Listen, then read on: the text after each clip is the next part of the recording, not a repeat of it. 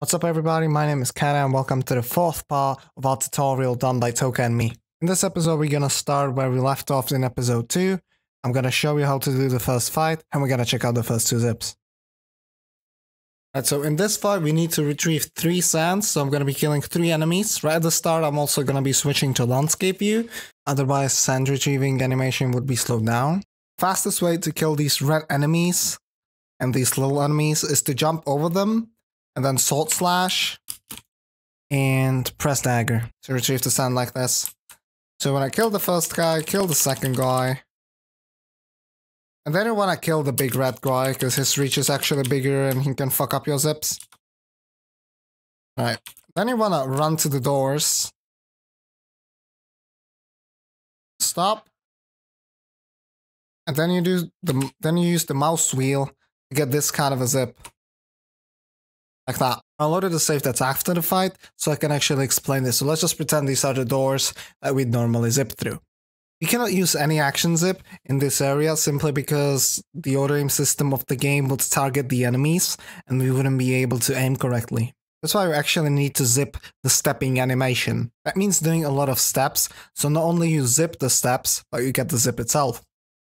Once you run to the doors, you want to make sure that you stop for a little bit, otherwise it's really easy to zip this running animation and get out of bounds. You want to be standing at roughly this distance from the doors. It doesn't really matter, but this is usually where I normally stand.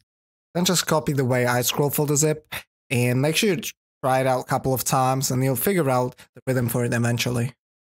You can fully fast rewind this zip, but I advise you not to, because it's a lot easier to actually zip that running animation we talked about earlier. Sometimes what can happen is that the enemies hit you while you're doing your steps with this zip. Then you either want to make sure that you do some extra steps, or you want to repeat the process, because you can zip that being hit animation and that can get you out of bounds. Once we zip past those doors, you want to roll up those stairs right here, and then you want to do these little wall runs on the side. That's faster than just rolling up the stairs. Right over here is a cutscene trigger, and you want to get past that cutscene trigger and also skip the room. So, fastest way to go about this is to do a little wall run here, then turn and reset the camera. Afterwards, there are 2 ways to do this. Way number 1 is a little bit slower, and I'd say it's better for the newbies. Want to do a simple sword slash, put the sword away, reset the camera, and then just zip. It's also a slow rewound zip. So the sword slash needs to be slow rewound.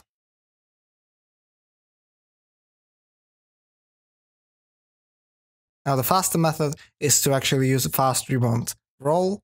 The thing about the roll is that you want to cancel the end of it, and you do it by scrolling the wheel as you do the roll. So that way the roll doesn't give you that much distance. It looks something like this.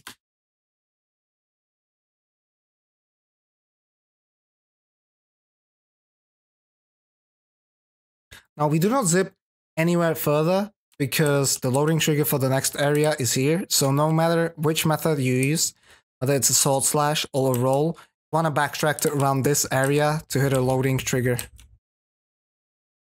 From here, you want to do a little wall run on this, and then you want to roll twice and get on top of this wooden log. This log gives you the same effect as the cannonball in the intro.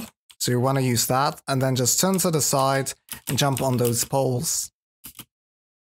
Now there's a little strat over here that's called momentum strat, so you can let go of swing at some point, then hold A and then swing again to keep your momentum.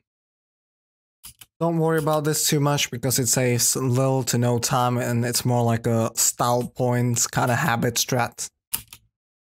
It looks like kind of this. Now this is where this episode's gonna be left hanging. Next zip is a little bit more complicated. It's called the second guest room, and we're gonna be talking about that in the next episode.